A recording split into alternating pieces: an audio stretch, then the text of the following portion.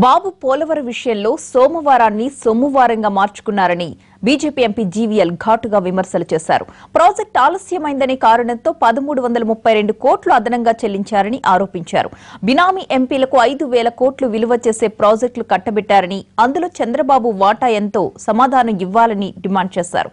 పవన్ కళ్యాణ్ కుల రాజకీయాలకే పరిమితమయ్యారని మండిపడ్డారు. ఈసారి టీడీపీకి ప్రతిపక్ష హోదా కూడా రాదని, 2014లో కాంగ్రెస్ కి పట్టిన గతే పడుతుందని అన్నారాయన.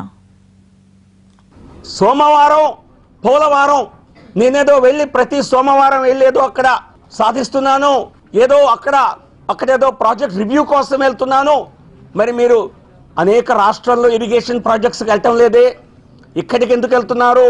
ఎందుకంటే ఇది సోమవారం పోలవరం కంటే సొమ్మువారం పోలవరం. వారం వారం వెళ్ళి సొమ్ము కలెక్ట్ చేసుకోవడానికి వెళ్ళారు అన్న ఆరోపణలు మీ ప్రభుత్వం పైన మీ పైన ఉన్నాయి. ఇది సోమవారమా లేక సొమ్మువారమా? ఈ 1853 కోట్లు ఎవరు మింగారు? దానికి మీ దగ్గర సమాధానం ఏమిటి? ముఖ్యమంత్రి చంద్రబాబు నాయుడు గారు ఈ రోజున తప్పనిసరిగా ప్రజలకి సమాధానం